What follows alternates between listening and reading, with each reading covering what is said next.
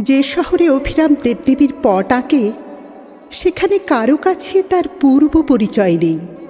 সবাই জানে সে বিদেশি, পট আঁকা তার চিরদিনের ব্যবসা। সে মনে ভাবে, ধনী ছিলেম, ধন গিয়েছে, হয়েছে ভালো। দিনরাত দেবতার রূপ ভাবি, দেবতার প্রসাদে খাই, আর ঘরে ঘরে দেবতার প্রতিষ্ঠা করি। আমার এই মান কে কাটতে পারে? এমন সময় দেশের রাজমন্ত্রী মারা গেল। বিদেশ থেকে নতুন এক মন্ত্রীকে রাজা আদর করে আনলে। সেদিন তাই নিয়ে শহরে খুব ধুম। কেবল অভিরামের তুলি সেদিন চলল না। নতুন রাজমন্ত্রী, এই তো সেই কুড়িয়ে পাওয়া ছেলে যাকে অভিরামের বাপ মানুষ করে নিজের ছেলের চেয়ে বেশি বিশ্বাস করেছিল।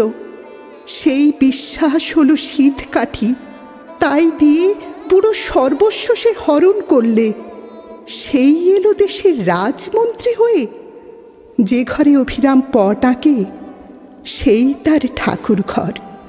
সেখানে গিয়ে হাত জোড় করে বললে, এই জন্যেই কি এতকাল রেখায় রেখায় রঙে রঙে তোমাকে স্মরণ করে এলেন? এতদিনে বর দিলে কি এই অপমান? এমন সময় রথের মেলা বসল। সেদিন নানা দেশের নানা লোক তার পট কিনতে এলো। সেই ভিড়ের মধ্যে এলো একটি ছেলে, তার আগে পিছিয়ে লোক লস্কর।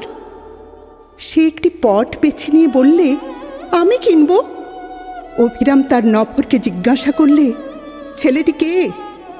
সে বলল, আমাদের রাজমন্ত্রীর একমাত্র ছেলে। অভিরাম তার পটের উপর কাপড় চাপা দিয়ে বললে, বেচব না। শুনে ছেলের আবদার আরও বেড়ে উঠল।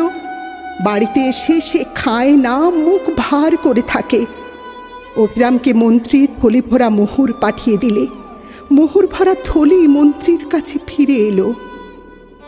মন্ত্রী মনে মনে বললে, এত বড় স্পর্ধা! অভিরামের উপর যতই উৎপাত হতে লাগলো ততই সে মনে মনে বললে, এই আমার জিত। প্রতিদিন প্রথম সকালেই অভিরাম তার ইষ্ট দেবতার একখানে করে ছবি আঁকে। এই তার পূজা, আর কোনো পূজা সে জানে না। একদিন দেখলে ছবি তার মনের মতো হয় না, কি যেন বদল হয়ে গেছে। কিছুতে তার ভালো লাগে না, তাকে যেন মনে মনে মারে। দিনে দিনে সেই সূক্ষ্ম বদল স্থূল হয়ে উঠতে লাগলো। একদিন হঠাৎ চমকে উঠে বললে, বুঝতে পেরেছি। আজ সে স্পষ্ট দেখলে দিনে দিনে তার দেবতার মুখ মন্ত্রীর মুখের মতো হয়ে উঠছে। তুলে মাটিতে ফেলে দিয়ে বললে, মন্ত্রীরই জিত হলো। সেই দিনই পট নিয়ে গিয়ে মন্ত্রীকে অভিরাম বললে, এই নাও সেই পট, তোমার ছেলেকে দিও। মন্ত্রী বললে, কত দাম?